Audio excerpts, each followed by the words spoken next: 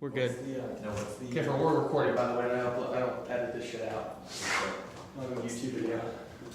It's gotta start somewhere. Oh shit, it's gotta start somehow. There's no better place than now. Hey. There's no better place than here. What's that song? Lock it up. Killed in the name of dun. Hey, we're live. Lock it up. Sorry, everyone. He's new to this whole being famous thing. Okay, we're gonna do a sound check. You ready? Yeah. Testing 1 2. Testing 1 2. Testing 1 2. And then you go say testing 1 2. In here, in here. Oh, in your mic. Close. Yeah, close and loud, like you would be speaking to me. Testing 1 2. Testing 1 2. Beautiful. Okay, so now you're gonna have to tell me if the audio is okay.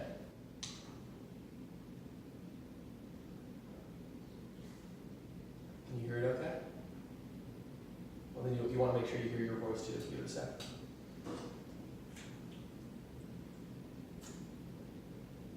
It's very solid. It's maybe a little too loud. Like you can hear some of the breaths and stuff pretty clearly.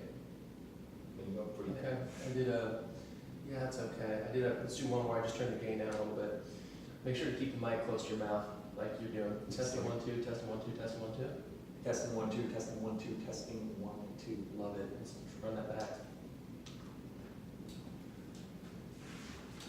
How was that? Yeah, that sounds good. Sounds good. Okay, we're recording. We're beast. Okay, we're on. Oh, okay.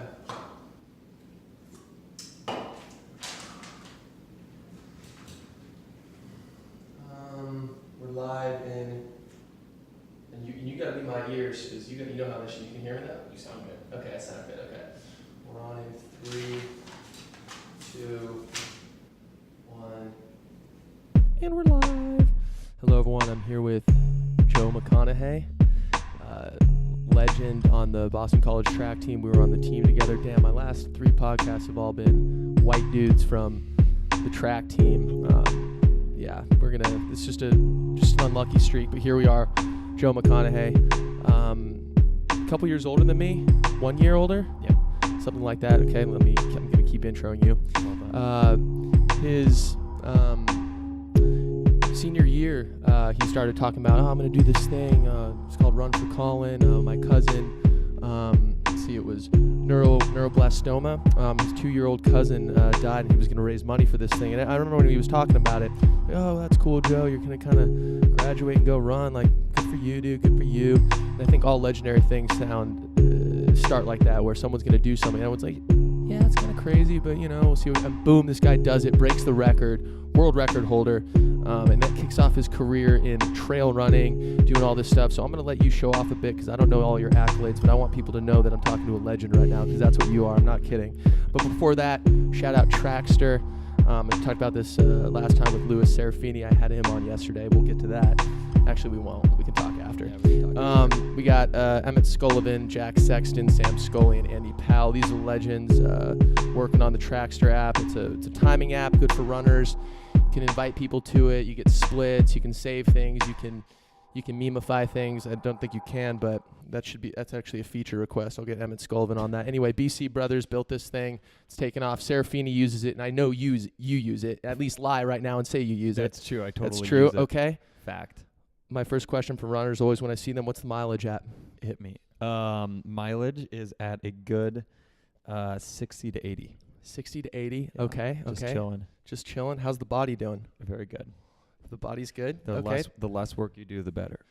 The less work you do, the better. Is that a life philosophy, or are you just trolling me right now? I'm just trolling you right now. Okay, That'll you're probably trolling be the me right rest now. of this podcast. Okay, let's get this on the rails. Talk to me about Run for Colin and how this kicked off your whole new Joe McConaughy life 2.0. So my cousin Colin passed away when he was in 2013, right before it was like in the middle of my junior year, and it really heavily impacted me. He was very young. It's a pediatric cancer, brain cancer, very aggressive brain cancer, and he passed away after about 9 days. So we got the news that they found a tumor. 9 days later, he was passed away. We were all flying down and going to South Carolina, which was kind of a crazy turnaround, especially for somebody so young, and he was actually adopted too, which made it, I think, extra hard for my cousin to kind of handle that, for Andrea and Rob to handle that.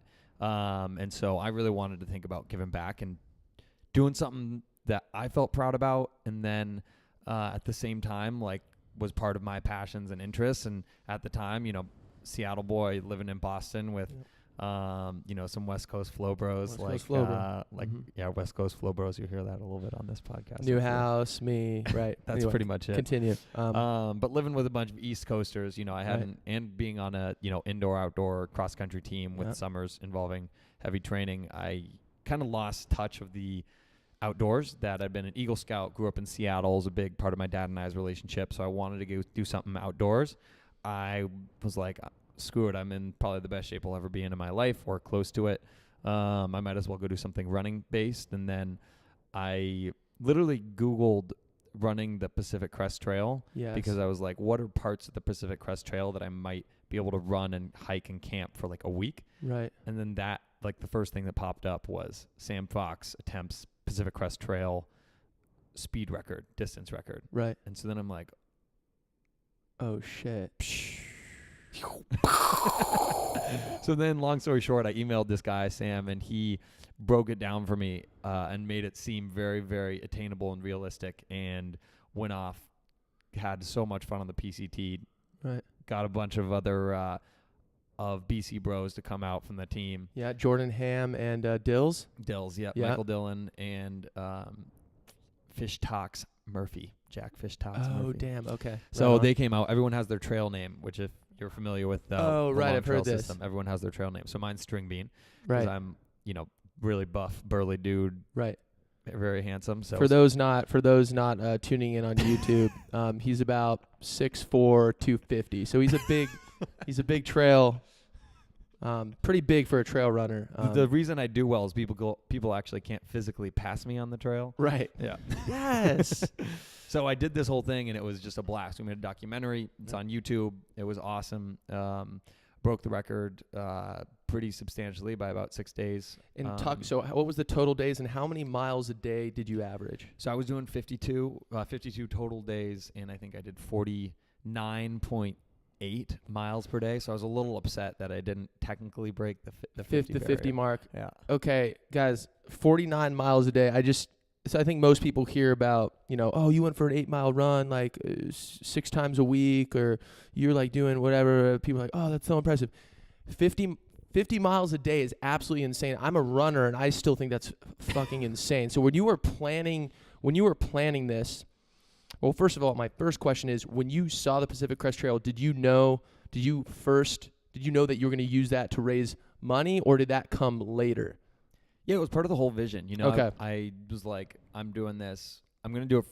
I wanted something that really meant a lot to me. And I actually took a little while making sure, like, I want to do this for Colin, and that it's okay with my cousin that I do this, because I kind of put someone in the spotlight. Right. So I had this idea, pitched him on it. It was also really cool because growing up on, partially different sides of the country, and then living in different states, even when we are on the same side of the country, it was an awesome way for me to get closer to my cousin, right?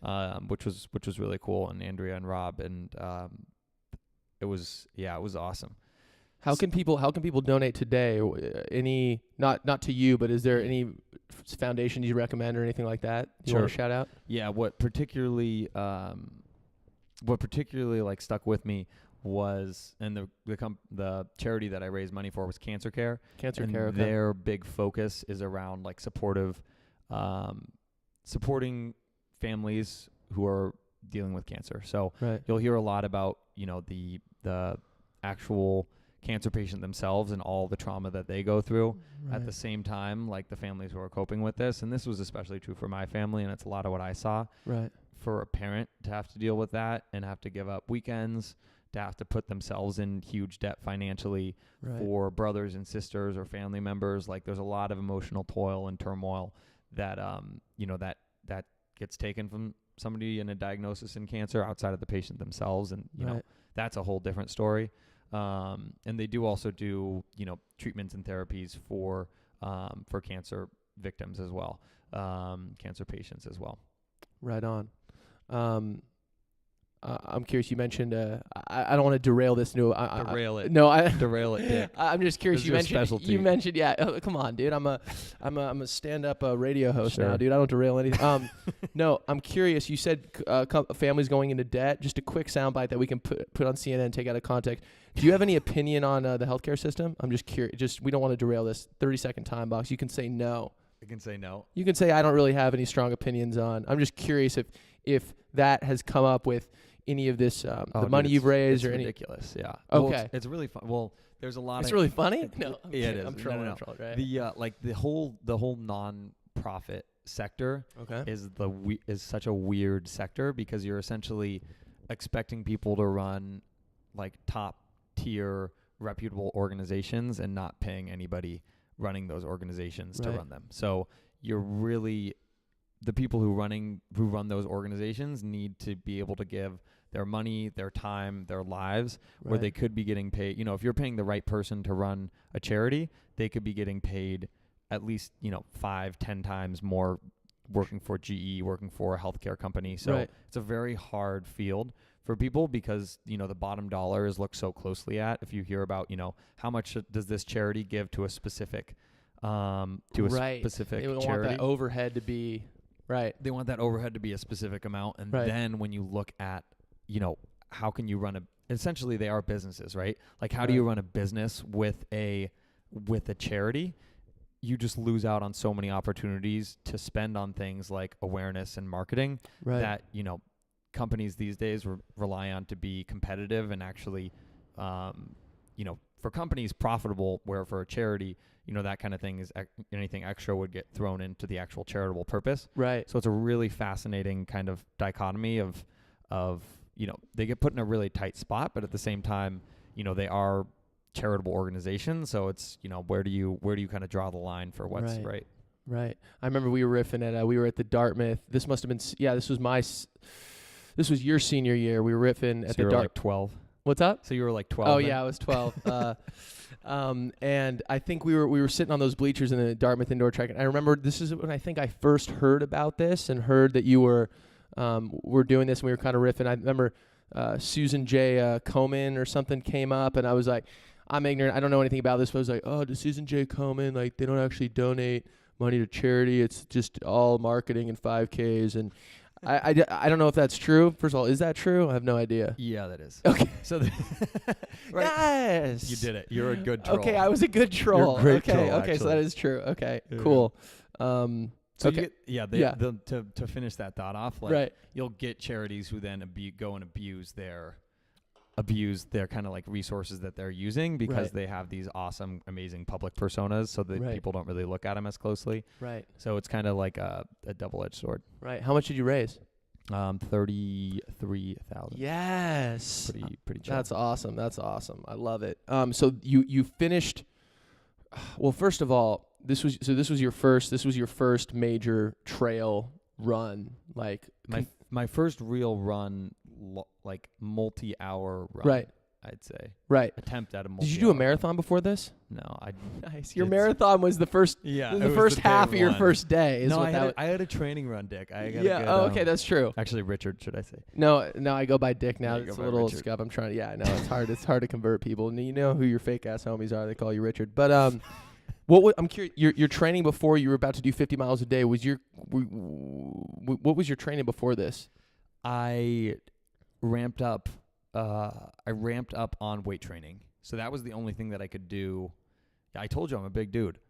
Right. Yeah, I'm a big dude. Okay, yeah, I forgot. Sorry, I forgot. It's hard to keep all the lies straight in my head. It's true. Right, okay, yeah, you're big. So I did I focused really on like joint and muscle strength to the best of my abilities, where I was doing that like 3 times a week, a lot of reps, but I had to basically come together with Coach Kerr and say, hey, Coach, this is going to be something that's not going to hurt my college career, but it's going to still put me in better shape for after. So because you had outdoor that your senior year, and then what was the day you started? The day I started would have been, what was that, June? Okay. 3rd or 12th. So you graduated May something. Yeah. Then June. Okay, that was a few weeks away then. So I essentially had, I think 4 or 5 weeks where I took a week off Right. from my last race. So Right. from my last race, I took a week off, and then I had 4 weeks of training Right. to get myself amped up. Damn. Yeah, That's insane. pretty chill. So how? I mean, you've done several of these, and we'll get into more of what this kicked off. But what like how was it just being out there for hours and hours at a time, and just the trail, your boots hitting the ground, your thoughts? Was that? Did you get sad? Did you get really excited? Were you euphoric? I can't imagine what that would do to a human mind. Yeah, I mean, I was just living, Right. just I in a love totally that. different context. Joe McConaughy, just living. That yeah. might be could be a show title. Not very descriptive, but it sounds chill. So I'm gonna note that. Okay, just living. Good job. Keep going.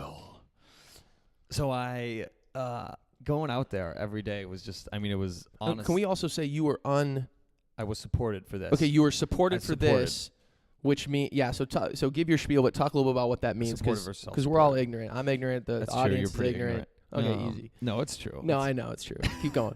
So FKTs, or fastest known times, Yeah. are a recent phenomenon.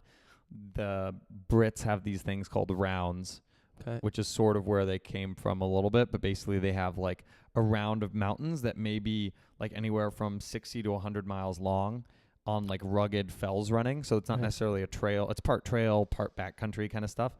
And that maybe like 40 years ago kind of got to be popular. And then as of like 30 years ago in the U.S., long distance trail FKTs became popular. And that was, as you know, that was Steve Prefontaine that kicked yeah, that was off. Steve Prefontaine. Right. Yeah, right before he got in the car. He ran the Olympics. Okay, you can't go right into, I can't joke about it and then you go right into his car crash, Brother Okay, Bees. sorry. No, you're good, dude. We'll edit it out. Just kidding. Okay, so 30 years ago, FKT, boom. So then that kind of came to rise, and the biggest FKTs were like the long distance American trails, so like the Appalachian Trail, the John Muir Trail, the Pacific Crest Trail, the Colorado Trail. And then in addition to that, at the same time, while this idea was happening, the people who were going and doing the Appalachian Trail and Pacific Crest Trail, who were just hikers, decided like, oh, I want to do this faster than anyone else. So Right. you kind of have hikers coming in, and every 5, 10, 15 years, somebody does it a bit faster, 5 Right. days, 10 days faster. Right. And then I think in the late 90s or mid 90s, you have David Horton, who's like a wild ultra running myth legend kind of person who Right. runs the Pacific Crest Trail, and kind of people first think of that as a reality. And then you have, born out of that are supported runners. So people like David Horton, who made their kind of name running ultra marathons, distance guys who then go and tackled something even larger. Right. And then you have from the other side, hikers going along the trail as normal everyday hikers, experiencing it as a hike, no support crew, no team. Right. They rely on trail towns, mail resupplies, getting all your own food, carrying everything on your back, not having that kind of extra level of support. So that developed the self-supported record and the Right. supported record. Right. And what you did when you went for supported. On the Pacific Crest Trail, Pacific I went for Crest Trail supported. So I had a crew. I had my homies. So you had a crew, and how much were you carrying? How often did they resupply you and whatnot? It was pretty minimal. So I had, or as in what I was carrying was pretty minimal. Right. So I was just pretty much carrying whatever would get me from anywhere from like 8 to 40 miles up to, I think, what was the longest section? I think the longest section was like 70 miles pretty much, which was like, Damn. I did like a few overnights, kind of figured that out, and it was honestly super fun. It was just like the best like road trip you could imagine with your friends. Right. Two of my really good friends, and then this kind of wild card Fish Talks, who was Right. my crew's best friend from high school. So all of us were boys, Right. from the beginning. And yeah, it was just a blast, running. I focused on running every day, and then they focused on making sure my clothes were washed, that, somebody washed me off at the end of the day and fed me food. Right. Your pit crew. Yeah. Damn. What was the longest period that you were alone on the trail? You said 70 miles. So any time you got, I'm pretty sure that you got separated at least once, right? Where you kind of lost them and had to figure that out. Yep. So the actual mileage is a little bit more. The longest time was 72 hours. Got it. If we'd been smart, we could have made it about 70 miles, but we couldn't quite figure that out. So 72 hours was the longest point where I got lost in the in the like Cascades. Okay. And that part's the second most remote part next to the High Sierras, which you're a little more familiar with maybe. Right. Yeah. Any Cali bros are a little more Yeah, familiar with. exactly. Okay. What holy shit. Yeah, just so people usually take what? 4 to 5 months or something to hike this. Yeah, usually 4 to 6. 4 to 6. So they get a little extra time in there. And then did you see many people on the trail? Did you even stop and chat? I or pushed you were them like, out of the way. Yeah, you pushed. Well, I they kicked couldn't him pass over. you because you were so big. That's true. I literally knocked him over. Okay, that's so fucking epic. So you finish this, it's amazing. Boom, you're a legend. What did you think you would do this again as soon as you hit Canada? Because you went south and north, right? Yeah. You hit the Canadian border. Mexico to Canada. Mexico, as the audience knows, our southern neighbor. When you hit that Canadian border, do you say, okay, I'm going to make this my life for the next X amount of years, or you weren't even thinking that far ahead? Yeah, I was just accepting my Fulbright grant to go teach English in Austria and chill for a year. Oh, yeah. Yeah, so I graduated and then just dipped, right? Right. I was like, whatever, this was an amazing experience. One and done, check. Like, I can't believe this worked out so well. I raised the money I wanted, broke the record. Right. Like, everything that could have gone, well, a lot of things went wrong. But at the end of the day, the things that went right, should have went right, ended up going right. And I was off to Austria, and I was like, screw running. I've done what I've done.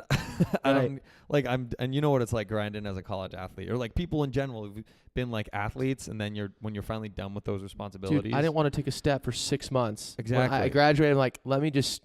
And you're still skinnier than you were back on the team. Come on, dude. For those that don't see, I'm about 6'4", 280, so a little bit bigger than Joe. That's not even a good thing. I don't even know why I'm trying to say that's what I am. Okay, so you then you went to Austria, and then when did you start getting that itch again to, okay, maybe I'm gonna do another ultra? What's your deal?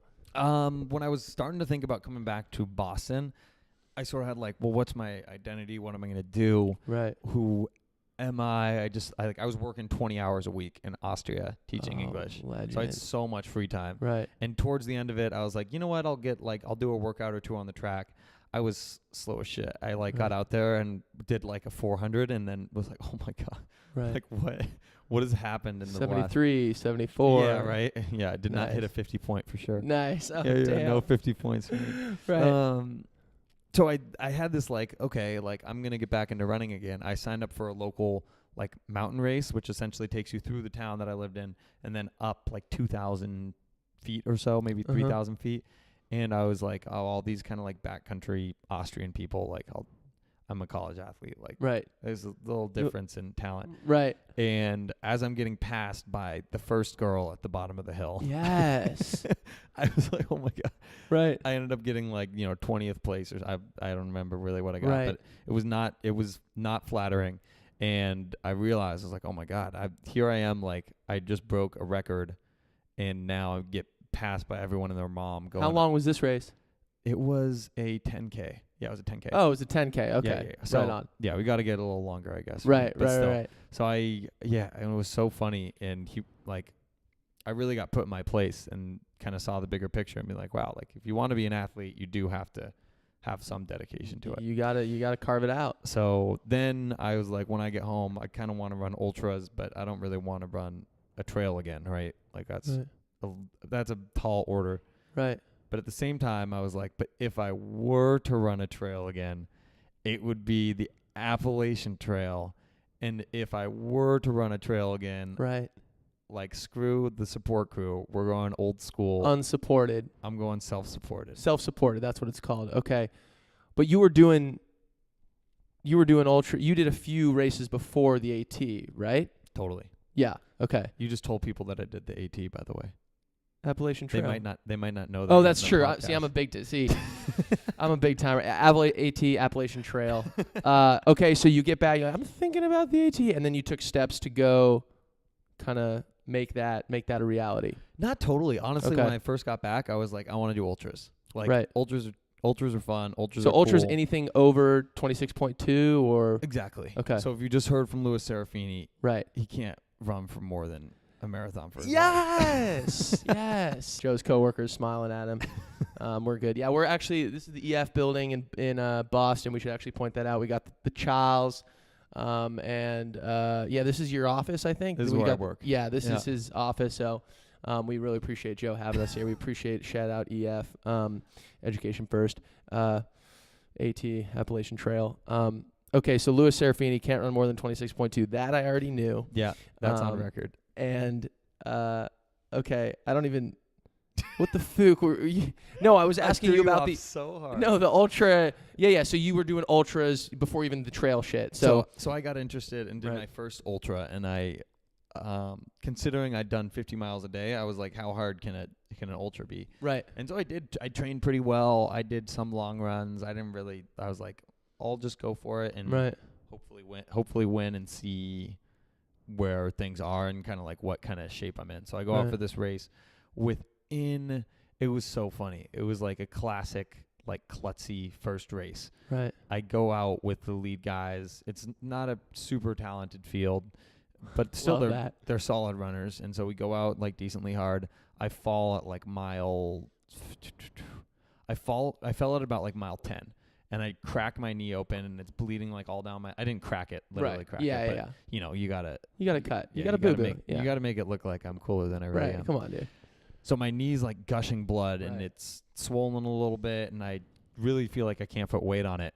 But then I'm like, but damn, you're doing an ultra marathon. Like, you're in the middle of the woods. You can't stop and then have a car pick you up. Like, there's not a medic who's going to come out and pick us. Like, so I guess I got to walk back to the aid station, which is like at least 2 or 3 miles away. Right. So I get my like sorry ass back on the trail and start walking, and I'm like limping and almost just like hopping on one foot. And then I start walking, and I'm like, okay, I can put a little pressure on my left leg. You dog. I know, right? Here comes the comeback. Here comes the comeback. So then I started being like, wait a second, I can run on this thing. And I was like, screw, my knee may be, pretty messed up, and it'll probably, I don't know what will come of it. Right. But I started like running again, and then I started flying. Because once I got in that rhythm, I was like, oh my God, this is I can see. I can fight. Yes! Exactly. We still got it. Okay, right on. So I go out and I'm just like crushing the pace. And sure enough, I like catch back up to the lead guys. I'd lost I get back into the aid station, and I'm like, oh, where are the leaders? And they're like, oh, they're 10 minutes ahead. And I'm like, oh, I've like maybe 16 miles left, and they're 10 minutes ahead. Right. That's huge. Probably within 4 miles, I'd caught him. And so I was like, I am flying. So I was like caught up with them, and I was like, I'm going to cruise and then kick hard. Right. And then we hit the 32 out of the 40-mile mark. And I was so amped up, I like didn't really think about nutrition or hydration. Right. And that's like an ultra runner's like 101. Like, if you suck at a race, it's because, first off, the first reason you're going to suck in an ultra is because you don't know how to handle your food and water. Right. So I've been there just totally neglecting that. And guess what happens? You bonked. I bonked. Yeah. I was literally like pale-faced and crawling almost. Right. So they totally just blast by me. I'm like dizzy. I almost can't walk straight. And I ended up having to like call it quits after 32 miles because it's an 8-mile loop.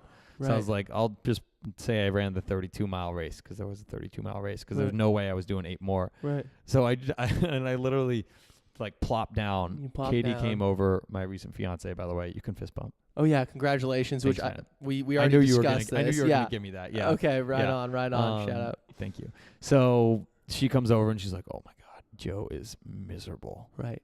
But then she kisses you, and then you're like, "Wait." And then I felt like crap. But then you got some. No, I didn't really feel better. Chex Mix in your body, and then you finish and you won. No, I stopped. I quit. Okay, you stopped. Yeah, okay. And then when I stopped, my knee swelled up. And then for the next like 3 weeks, I had to walk with a limp. And I was also going on the company I work for, EF, does like international tours. Right. So I was in London, Paris, and Rome, walking like 3 to 4 hours a day, like hobbling like an idiot. Damn, so that was my first legendary. ultra. Okay, that was your first ultra. Let's was your next major, because I want people to understand. So walk me through your biggest performances. This is where you just show off. So PCT, obviously you broke the record there. You still have the record there? No. You don't. It was broken. It's broken by this Dutch guy who's actually going after the AT right now. Oh, he's going off the AT self. What's it called? Self? No, he's doing supported. Oh, he's doing no. Okay, so then you did AT. You broke that record, or fastest known time, FKT. Yep. What else? What else is you did this Ireland race? Are those your? What are some other? I guess my biggest, what you're getting at is what are my biggest? What are your biggest? I want show off right now. What's your resume? First off, in college, I dusted this guy Richard Lucas in a mile. That's true. That's a pretty big one. Okay, that's true. That Dick Lucas, but yeah. I hear you. I've done pretty well at. You're a world record holder. That's true. You've I'm done. a world record Yeah, holder. relax. You screw the humble. I'm just curious. Give me the facts. Yep. So 5th at Lake Sonoma 50 miler. Okay. 6th at Gorgeous Waterfall 100K. Okay. 1st at Mount Etna 50K. Okay. Or 54K technically. And hold on, just so know where you left off, just so we're clear. This guy is a legend in the trail running. It's a tight knit, pretty small community. But the String Bean. First of all, what are you on Instagram so people know? The String.Bean. The String.Bean. The String.Bean. You got a decent amount of followers. I saw that. So this guy is actually, if anyone in the trail running community, this is the first time I've actually looked at the camera. They know this guy. Okay, so this guy's a big deal. It's an honor to have him. Okay, so continue. So I have a few course records and wins in New England with Hale and Back, which is a 6-hour race, and then Stone Cat 50. Right. Got the win there. Your AT, of course. Just got 6th. Yeah, I won the AT, which is, that was pretty cool. Right.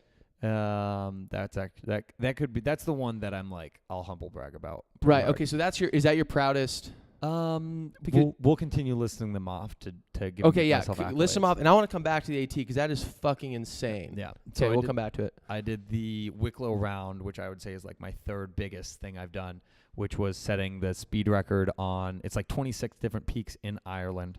And this is the one you just did with the... In May, yeah. There's a Columbia video. The Columbia video, yeah, which has hundreds of thousands of views, maybe 1 million at this point. I don't know. Well, Facebook views, they kind of lie about them. You never know. Maybe like 2.3 million or something. He's got the yes! Number Okay. drop. Yeah, so Columbia... So while we're on the subject, are you sponsored by Columbia, or what's the deal there? I'm pretty much 100% sponsored. Okay, nice. Whoa. Is this what is this? Yeah, this is this is all Columbia. This is all Columbia. Total Columbia, yeah. They make business clothes now too. Yeah, right on. Check them out.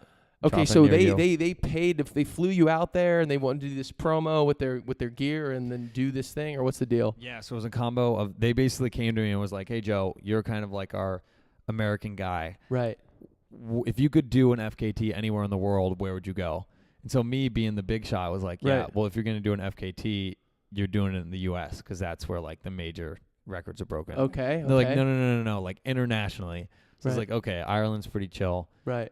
So I pitched them on Iceland. It's a round, right? So I told you about those rounds earlier in the UK. Right. So the Bob Graham round, what's that? I'm blanking on the other one. I sure shit don't know. Yeah, you have zero idea. There's 2 big ones in the UK, and then there's the Wicklow round, which goes through the Wicklow Mountains. Okay. 26 different peaks. 70 miles? 75 miles. 75? It's 65 if you go. So the course, technically, you create your own course. So it's part orienteering. So you go to 26 different peaks the fastest way you can, whatever route you can. Ooh, okay. Which is pretty sweet. So a lot of that means you're going through bog and heather. You're going through bog holes, which are essentially just random holes in the ground that you can't see. They're maybe 2 or 3 feet deep. You're going through and around lakes. You're navigating. How can you not see the holes? Because they're covered by like brush. Because you're running through brush. It's not like you're running on. Oh yeah, there's no trail. Yeah, so there's trail for parts of it. There's road for parts of it, and then you just straight bushwhack for parts of it. Right. Shout out James Newhouse. He actually told me that. He's nice. Like, how does it feel? There was no trail he had to navigate. Thank you. Shout out Newhouse. Yeah, that's some great intel, dude. Yeah, he's a producer. He's a producer of the No Grading He is podcast. a producer. Yeah. That's true. Yeah. He's a big deal now. Okay, so no trail. You're riffing. Boom, go. So it was super fun. Right. I got up early, finished. I got up right when the sun was about to start rising, and finished just after the sun had about to set. Right. So I kind of had this full day of like 17 hours of just like gunning for it. And it was about 20,000 feet of elevation. It ended up being 75 miles. I thought it was going to be like maybe 70. It was like 65 if you go point to point. Right. And just had like a perfectly straight line from peak to peak, which of course you can't do. Right. Katie fell into a bog that went up to her waist within the first like 15 minutes of me actually starting and running. Right. So she had to get like dragged and pulled out of this bog. Which is awesome. Love it. So it was this like really fun, kind of nasty terrain. you run through peat hags and bog. So they'll just be like stacks of peat hag that are maybe like. No one knows these words. What's a peat hag? Dude, come on, Google it. Check it out. One of the interns actually can Google it. They'll phone check it out. in. So peat hag essentially is like bog is like a marshy kind of. Yeah, in Lord of the Rings, I've seen it. Nice, good. Right. So you have some frame of reference Yeah. for something outside of LA. Okay, easy, brother. I'm a Bostonian and a San Franciscan now. Okay, so a bog is a thing, and then a peat Peat hag is also a thing. Okay. They're both things. Okay, you're done. We're done. We're moving on. Okay, so, and you got, what was, you got the record. So I beat the record by about 40 minutes, beat this guy Ian Keith, who was also randomly a Columbia athlete. So he was actually there, had helped me scout. He was kind of ended up being one of my nice. boys. So that's kind of how cool the trail community is. Like Right. Ian was there being like, I've been waiting for someone to beat my record for like 9 years. Right. Is So- he out of the game? He's not out of the game. He's not. He was. But he's a little okay. old. He's a little older. Like he's a little, like I think he's mid 40s or something Got now. it. Okay. So he was kind of like, you beat it, but you didn't like crush it. Right. Like maybe there's a shot. So I think he's like, Right. So I don't know. I'm curious to see if anyone attempts it soon. Right. Who's worth their So weight. how many current records do you have? You have AT.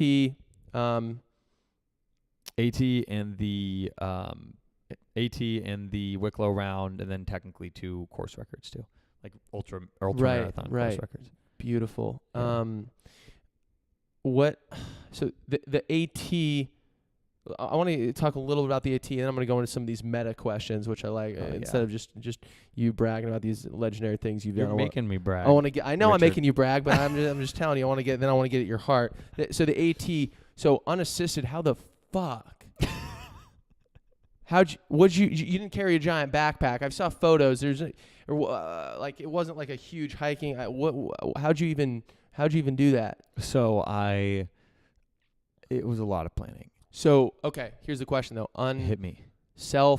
What's the word again? Self-supported. Self-supported. Can people put food out for you? No. No. Okay. So what about postal drop-offs? Yeah, they can mail you something. They can mail you things. Yeah.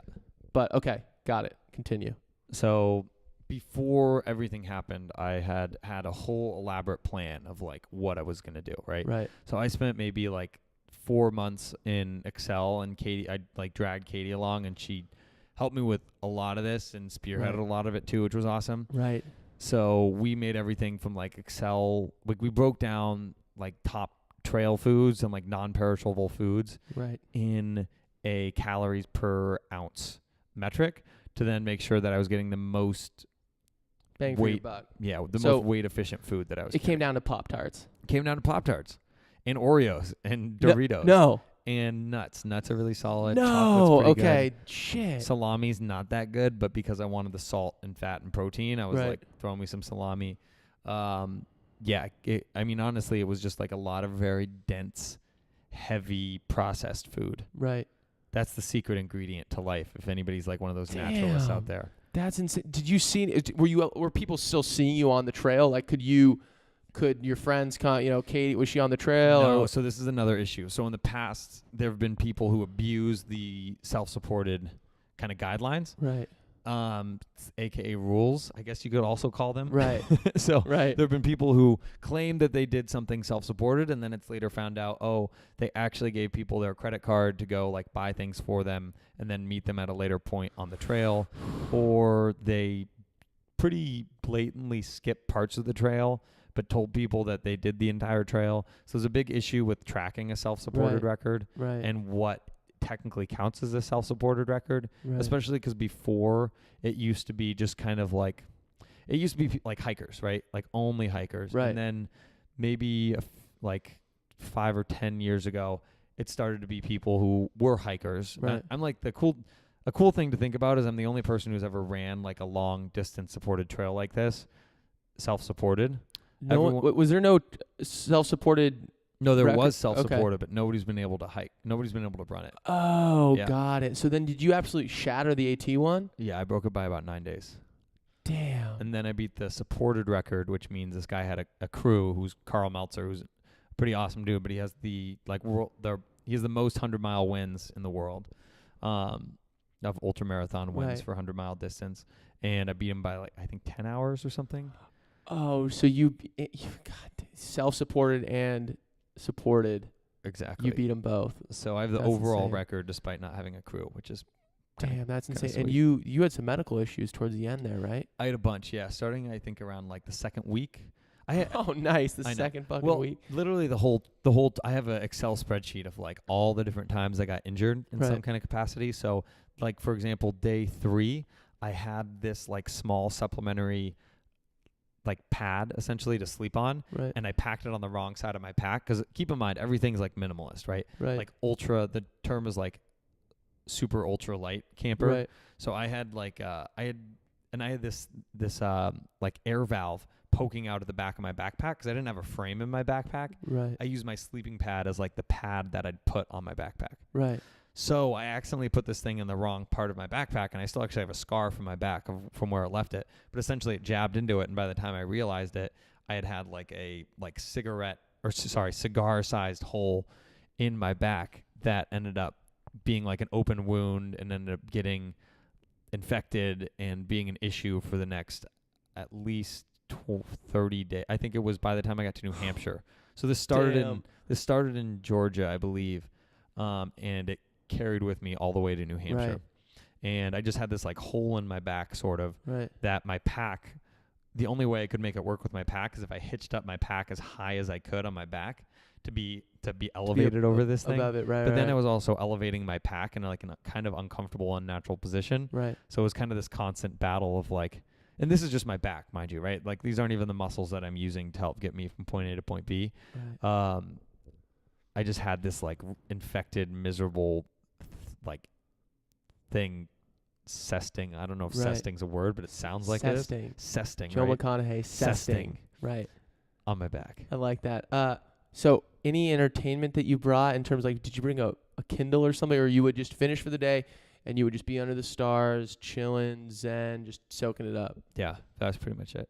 Damn. I did. And stuffing your face. And stuff in my Right. at the end of the day I'd find my spot, throw up my bivvy, which is essentially like a low frills tent without Right. any poles, Right. and put up my sleeping quilt, put out my take the padding out of my backpack and put that down to sleep on, and then I'd spend the next hour and a half eating as much as I could during that time, and then also putting my legs up on like a rock or a tree to get the like lactic acid and all the gunk that Right. Classic Yeah, BC. I know it is classic Classic BC, right? BC track. So that put was- the legs up. But yeah. that was like the only like muscle maintenance stuff I could do. Right. So I tried to do the little that I could while eating as much as I could. So I pretty much would just sit there and with my legs up and like stuff my face with whatever I Right. could.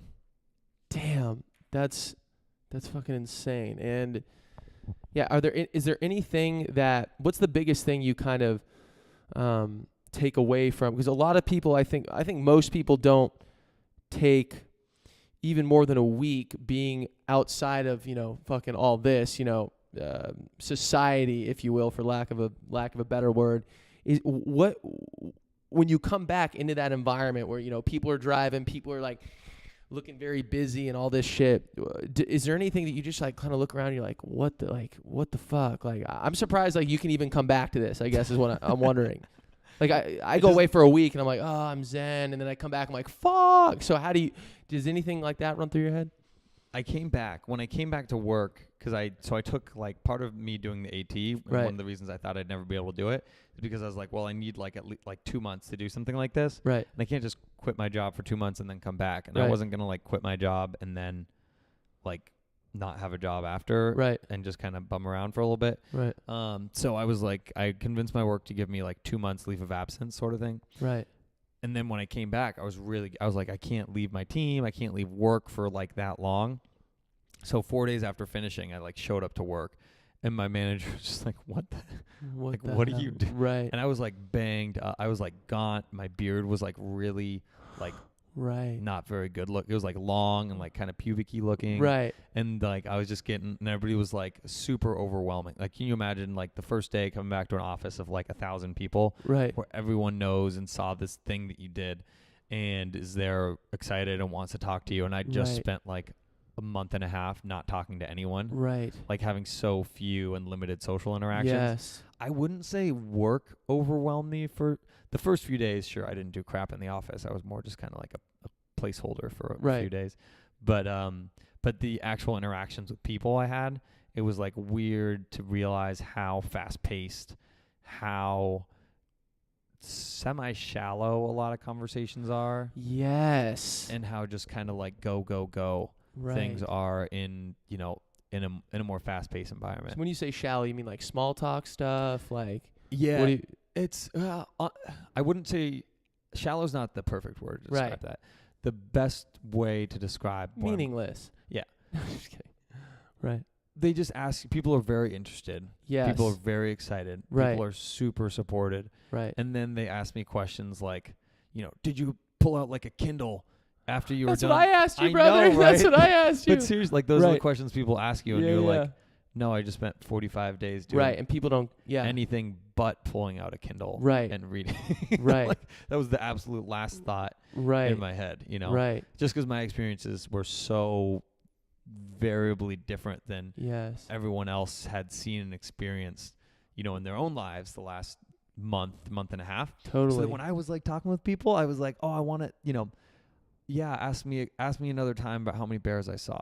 Right. Cool. Like I haven't asked that. I know you haven't. It is a good question because people are interested in it. Right. However, it's one of those questions that I'm like, come on, if you want to know about my experience and you're asking me how many bears I saw, like, no, that's like a question like that you're interested in. That's like your personal interest, right? And not like a question that's like actually getting to the root of what did you just experience or go through. Right. Right. Well, so I want to get to that. So why even bother with all this? Like, obviously you like it, like it brings joy to your life. But I think a lot of people are content, you know, 9 to 5, chilling after work, you know, cook themselves some lean cuisine, watching some Netflix and passing out. Like, so what's the motivation? Why even, what's driving this? I'm going to drop a quote on you. Please. And you might even be able to get it. Do you know Steve Prefontaine's most famous quote? To give anything less than your best is to sacrifice the gift, brother. Dope. Beast. Yeah. Okay. Respect. First of all, I had that on my wall since high school. I did too. It's in my room. It's still in my room. Why haven't you run the Appalachian Trail? Oh, dude, I 20 miles a week, brother. I'm still working up to it. Okay. So just going big. That's what it is. No, it's not about going big. Okay. But it is about going after what you value and what you perceive as big. Right. Like, I would say you don't have to go after the biggest or the best or the baddest or the craziest. One of the things that's interesting and why people are like, well, why do you work in a corporate job if you like do these crazy things? Right. And like ultra runners don't get paid anyway, but that's a side note. Right. But like when I think about it, it's like one of the things I've learned from my work is I've learned much more. I've gotten a much more comprehensive and in-depth understanding of like how I strategically think and like what my personality is and what my natural inclinations are and what my strengths are and what my weaknesses are. And one thing that I realized through work is that like I always want to take something and not necessarily to like beat someone else, not necessarily to be the best. Like I want to take something, and if I've seen the way one person's done something and it's not perfect or the best way, or there's a way to optimize it or maximize it or get creative with it or do it differently or have more fun with it, like I'm going to do that. Right. And so when I look at the Appalachian Trail, I was like, well, this isn't necessarily about like going and running 2,000 miles again. It's about going and running 2,000 miles again in a totally different set of rules in a totally different environment that proves that, you can do what people have done before. You can flip it on their head, shatter their expectations, and push yourself in a different kind of way that previously, you didn't think was possible and that a lot of other people didn't think was possible. Right. Damn. I love that. I mean, how much do you think like what's the future look like? Do you want to keep doing this for as long as possible? Or are you like, okay, I'm kind of chilling. Maybe in a couple years I'll be doing something else. Or are you even thinking that far ahead? You don't even give a shit. I wouldn't say I don't give a shit, but I would say I can't think that far ahead. Right. Like right now, the best way this is actually pretty chill. Do you know Dee Trotter? Who Trotter? Dee Trotter. No. She's a 3-time Olympian and gold medalist in the 400. I don't know anything about track. I know you're like totally clueless. I know, You're a it's West Coast rough. flow bro, dude. What's up? Said I you're know a West Coast flow Slow, bro. yeah, but I barely know. You know, James Newhouse knows my PRs better than I do. That's probably true. I don't even. So Okay, chill. Dee Dee was a Yeah. Olympian and gold medal winner, and she happens to also be a brand ambassador for EF, which is pretty cool. So I got to meet her this last weekend, and I asked her, I was like, Dee Dee, like, what was running to you a business or was running to you like an Right. interest? And she was like, first off, I absolutely hate running. Like I love I do that. not like running. I love that. I know you hate running. So No, I don't. I don't Oh, yeah, hate yeah, it. sorry, I you like running. Hold on, that's a good question. Did I? No, I didn't. No. I like running. I understand why people hate it though. Yeah. You go out there and you run. It's like, yeah, I get it. It's boring. Like I've heard that a billion times. But you know. So I then like she was like, if I ever like running was a business, like Right. if I wasn't getting paid like a full, Yes. if I wasn't getting paid, I would not have been a runner. Well, maybe that's why she didn't like it. Potentially, yeah. And I Right. think also track is like a very different beast than like ultra running sponsorships, right? Like Right. I love running with Columbia because it's like a partnership. Shout out of- Columbia I know, TM right? Restricted. Yeah. They're actually they sponsored also this, right? sponsoring this, yeah. They're also I yeah. can't, yeah. I Well, don't know if I can't say I that. know I they're probably not. They're can't not. say They're not. They're not sponsoring this. They're not. He's sponsored by them. They're not sponsoring No Gradient. But however, Polar is sponsoring. Just so we're clear on that. Fritos. Fritos. Too. I have some Fritos. Check lying they around. are sponsoring this. We're not, and Expo is as well. You might get a cease and desist Yeah, from please. Expo, First of all, that would be the greatest thing to happen to No Gradient. Okay, so I would love that. Okay, so the ultra runner shit is that's sponsored. That's it's a different world, different right? world. But what different she was world. saying, she was like, when I was running, it was kind of like, that's like really your life. So for like 15 years, Yes. she lived, breathed, and died this. She like won a gold medal and then got turned around and got kind of like her running career thrown in her face, right? Right. Like the people who were giving her sponsors were like, yeah, cool, you won a gold, but like, what are you doing next year? So she was like really off put by that kind of thing. But at the same time, it's a business. It is what it is. Right. And her advice to me, which I think was really awesome, is like do something you love, do something that you're passionate about it, and make sure that you're just balancing what you're doing with, with your life. So if wins keep rolling in, if records keep getting broken, if companies keep reaching out to you asking you to do things, Right. and it's something that you would want to do and points you in the right direction, let that dictate sponsorships and other relationships and other kind of like business ventures that come through running. Right. So my view sort of is at the point where like I'm running, I have a job, I love both. I'm going to go keep doing what I can and crushing ultras, Right. and I'm not going to sort of kind of sell my soul and put myself out there to kind of push for companies to support me Right. when we're not aligned and they're not inherently interested and invested in what I'm doing. Right. Okay. I love that. I'm curious, like, how has we were joking before this started, and I know you have to pee because I can see you shuffling because I have to pee too. Don't worry. We're on the same page there, brother. What are we at actually? No, we're chilling. Oh, wow. We're actually longer than I thought. I want to get at how is it being, you joked about before we started, a C-list celebrity. We talked a little bit about this where people asking you all these Dude, questions. come on. I'm B-list. Oh, come on. Oh, yeah, you're B-list. Now No, that first I'm of all, on this show. Jonas Brothers are B-list. Okay, you're lucky I gave you. You're lucky I'm agreeing that you're C-list. Okay, Jonas Brothers are B-list. No, I said C-list running B-list running celebrity. Oh, B-list running celebrity. C-list running celebrity. Certainly, I would agree with that. That's I would agree cool. with that. How is that? You're more famous than 99% of the world. Like, let's be honest. Like most people don't. You did the first pitch at the Fukin Seattle Mariners game, right? You did the first pitch. You're on the radio shows, like No Gradient's having you on. You're on my show. It's like I'm curious. So like, how has this?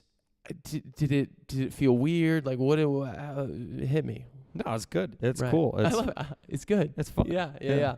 I'm like a outward, Yes. happy-go-lucky kind of person. So Right. for me, there's certainly runners who you'll hear this or you'll talk with companies who are just like, there's some people who just aren't who don't want that part of the athlete lifestyle. Like there's some Right. people who are runners who are like, get me away from a television screen and get me Right. away from public speaking, Right. or get me away from promoting a product or talking about a company, there's some people who really shy away from stuff like that. Right. I'd say for me, it's kind of been like, I just kind of go with the flow ride, right? Like be true to myself, do things that I'm passionate about and interested in. Right. And if people want to follow you on Instagram, that's on them. go for it, Right. right? Like that's your fault. Like you're Right, following nice. some dumbass who posts weird photos every once in a while. Right. So that's up to you, and like and it's really cool. Like Right. I have seen some really cool stories. Some of it's, superficial and like, okay, am I doing this for the ego or is this really cool? Sure. Am I actually doing something interesting? Right. So you'll get a lot of both, right? Like I'm sure there's a lot of people who there's times I post pictures or go on Instagram where I'm like, oh, I'm hoping that people like are following or interested in what I'm doing, and I get self-conscious. And then you'll go on and be like, oh, what's this for? And then you'll read a story about somebody who's like a military vet who sees what you've done, or, this is specifically regarding to the FKT Wicklow video. He was like, yeah, seeing people persevere and have challenges like this really inspires me and motivates me in ways, and, makes me know that there's ways to live in ways that, I'm excited about and interested in, which reading something like that, you're like, damn, like that Obi Nwankwa said the same thing. I had Obi on the podcast. Yeah, he's out in LA. He's like doing the whole Instagram thing, chasing the actor lifestyle. And some of the things, that's something he said, like when someone's just like, yo, I saw that exercise thing you were doing, and it motivates me. It's like, so that's an interesting anytime I hear another guest say a similar thing, I'm like, oh shit, the alarm bells go, well, not alarm bells, but the bells go off, and I'm like, okay, maybe there's something there. So I like that. Yeah. It's like both sides, right? Right. But it's also not like, I don't know, it's so odd because something like that pitched like and said the wrong way can seem really like shallow or weird. Or you mean you saying that? No, somebody else, like people can message you like really weird things. Okay. It's a really weird sphere of being followed by people who can directly message you, because it gets back to people who you're like when you're following something, it does affect who they are, like you're not just a bystander, which is kind of weird. So when you say when you're saying someone's following you on Instagram? Yeah, someone's following me, like you in a lot of situations, like you'll read comments or you read like likes, or people message you directly. And like, to be honest, there's actually been some pretty hilarious people that I've met, especially people hiking the Appalachian Trail looking for advice on the AT. Right. Like it's been kind of cool to have people reach out who see me as like a kind of resource. Absolutely. And like knowledge expert on speed hiking, fast packing, ultra running, stuff like that. It's really cool to get those messages in your inbox. And then on the flip side of it, sometimes you're like, this is really weird that this person can message me and say this, and that I like am reading. And now I'm wasting, well, not necessarily wasting, but now I'm just, welcome to the internet, brother. Yeah, seriously. That's interesting. It's like Reddit in your mailbox. As we wrap up here, I'm curious, obviously this is all fucking awesome. The lifestyle you've created, you're fucking chasing big things. It's awesome and you're loving it. Any negatives, any drawbacks or anything that you're like, this is kind of annoying, like, or anything like that. I like talking about that kind of stuff. Or is it you're all just, it's smooth sailing? Chilling good, dude. Just living. You're chilling good, really? Just living. I love that. Okay, right on. Just living. No, I just said that. I didn't really think about the question. Okay, yeah. Well, think about it for 5 seconds before It's hard for me, man. Right. Negatives and things I don't like, I'd say you do feel like you get to a point where you're always like thinking of the next big thing. Right. Or the next, like, so basically for what I'm doing and for like what I'm interested, it's sort of like, it's almost like picking up a project in some kind of ways. Right. Like I want to do this race or this FKT. Like I'm picking up a project, which is going to be, however long it's going to be. Maybe I'll do it once. Maybe it's something I'll think about attempting multiple times. But whenever you're operating with that kind of view, it's like there's always more you can do. Like there's always an additional race. There's I can give you a list of like 20 races that I'd be like, yeah, kick ass. I'm going to do that next year. Yes. Or that people are like, Joe, you need to check this out. I look at it and I'm like, yep, I'm doing that. But I can't take everything on my plate. I think what you just said, I think that's the hardest thing, at least for me. And I think for most people, it's the hardest thing about being human. And that is enjoy what you've done, enjoy what you have, enjoy your current situation.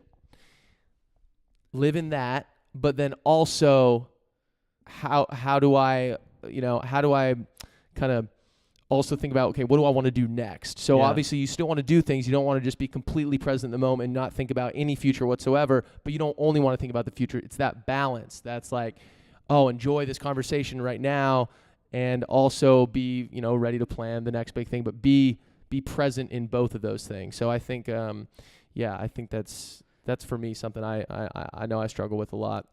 You're always trying to be present, but you're always trying to develop yourself. Like a year from now, you can't look back and say, "Oh, but I really enjoyed that like ice cream that I had." Right. In January 12th. Are you saying not to eat bad food, Fritos? No. First of all, I love that you're just eating that. You're the trail runner at like. There's a lot of little tykes looking up to you. Dude. Yeah. Oh yeah, you're 250. There's a lot of little tykes watching this at home, and they're like, "I want to be a trail runner. I have to eat Fritos." So we really appreciate the message you're sending to them. Yeah, Joe, this has been epic. Before I just dap you up and call you a brother, let me just shout out Trackster one more time. Oh yeah, we're sponsored by Trackster this episode, Seraphine, and I know you use this, and I know it got you through 100%. I know it got you through your AT run and your Pacific Crest Trail, but if you're a track runner, if you're on a team, high school, college, boom, Trackster. These guys at BC, they're legends. They built it. Splits, you can invite team members, you can track your workouts, the whole 9 yards. It's a cool app, and we got Emmet Scullivan, Jack Sexton, legend, and Sam Scully. Are they related? I don't think so. I don't know. Is this the first time you've thought about Well, this? I always call them Scullivan. I don't know. Look at their faces. I don't think they're related. I don't know. One of them's Illinois. You know what they might be, because it doesn't matter. Andy Powell, Oregon head coach. Maybe you've heard of him. He's a legend at Oregon. Is that like a running program? This is from their website. I know, I'm just also, these are my notes. Shout out my company that I printed something out, and then apparently someone put the double XL quadruple wide paper in the printer. So aren't you also sponsored by the string.bean on Instagram? First of all, I will be following you. I only follow people I've had on the show on Instagram, so I will be following you. I don't follow, so I only follow guests. So you're up to 20? No, not everyone has an Instagram, so I don't follow. I forget how many people I follow, like 11. But it's a tight knit community. That is a tight knit community. It's a tight knit community. So I'm gonna be following you. We should have like a community potluck. Okay. All the no gradient. Okay, you're done. That's why Newhouse is the producer, not you. But seriously, Joe, you're always positive. You're always smiling. You're up in the clouds sometimes. This guy didn't respond to me for 3 days. A few hours before this, he's like, "Okay, we're on." I'm like, "What the?" I had to go back and pick up the audio equipment, and I forgot. That's why I don't have headphones on. I forgot the the dongle with the dangle, and yeah. So Joe, his head's a bit in the clouds sometimes, but maybe that's okay. Maybe everyone's head should be a little bit more up in the clouds. We should stop just being like this, and we start being like this. How's that for a way to? How's that way for a wrap? Solid ending. The only ending I want to have is yes, please. Is ever since college, you've started to look more and more like Wolverine. Yeah, and I appreciate you saying, because that is officially the look I'm going for. You're killing it. Yeah, you're on fire. I appreciate that. Like the hair goes up, the beard looks sweet. Right. You got little like claws going out of your knuckles. Right. Well, we're working on those, but it is. I think I'm gonna do it for Halloween. People have told you that, right? People have told me that. Yeah, okay, I get this. It's a solid. At a bar, this girl said you look like Wolverine, and then she walked away. Actually, she ran away. But it was. She didn't stick around to hang. No. I'm very sure. Yeah, Joe, thanks for coming on, dude. I appreciate you sharing your story. I appreciate you, fucking doing this, chasing what you love, and it's fucking inspiring. Dude, you have a creative podcast, so it's fun coming on and jumping on it. My God. You're better than like the Cracker Jack podcasters that are out there. Oh, thanks, dude. Really means a lot, dude. I appreciate it. Yo, brother, thanks so much for coming on. Love you, brother. Of course.